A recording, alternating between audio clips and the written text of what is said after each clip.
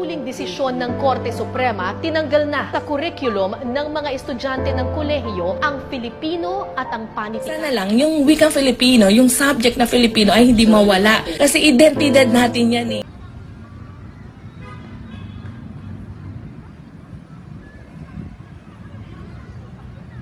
Ang wikang Filipino na mas kilala sa tawag na wika ay nagtataglay ng isang mayaman at makabuluhang kasaysayan na malalim na nakaugnay sa kultura at pagkakilanlan ng Pilipino.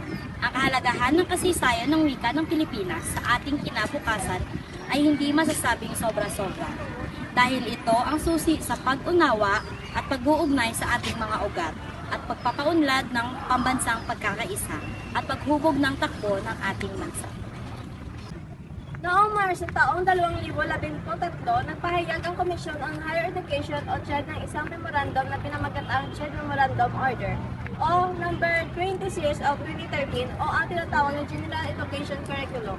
Holistic Understanding, Intellectual and Civic Competences, itinala na tanggalin ang ilang units sa Pilipino na siyang naging sanhi ng protesta ng alyansa ng mga tagapagtanggol ng wikang Pilipino o mas kilala bilang Tanggol Wika. Ngunit bakit nga ba gustong tanggalin ng mga opisyales ang asignaturang Pilipino? Ayon sa mga mataas na posisyon, tulad na lang ni Solicitor General Jose Calida, ang pagtanggal ng Filipino at panitikan ay makatwiran at praktikal lamang sapagkat ang mga asignaturang ito ay natalakay at nabilang sa kurikulum ng K-12. Sinasabi rin ng CHED na hindi na kailangan ituro ang Filipino sa bilang isang asignatura, ngunit maaari itong gamitin bilang paraan ng pagturo sapagkat gusto nilang magkaroon ng ambag sa intelektualisasyon ng wikang Filipino. Gayunpaman, sinasabi rin ng CHED na kahit gustuhin ng mga Pilipino na gamitin ang wikang Filipino sa pagtuturo ng mga asignatura sa mga paaralan, marami itong kailangang isaalang-alang tulad na lamang ng sosyo-kultural, ekonomiya at pinansyal na mga hadlang sa biglaang pag-iba ng wikang ginagamit sa medium na pagtuturo. Maapektuhan ang global na paggamit ng Ingles sa akademya at industriya. Malaki ang epekto ng pagtanggal ng wikang Pilipino sa sistema ng edukasyon sa Pilipinas. Siguradong itong magiging isang malaking pagbabago lalo na sa kultura kinagisna ng mga Pilipino. Ayon kay San Juan na isang miyembro ng Tanggol Wika, ang pagtanggal ng wikang Pilipino at panitikan sa kurikulum ng kolehiyo at maaaring maging sanhi ng kawalan ng hanapbuhay ng 10,000 na guro at profesor sa bansa. Ang iba, kung papalarin man, ay posibleng lumipat sa babang antas ng pagtuturo kung saan may mas maliit na sahod.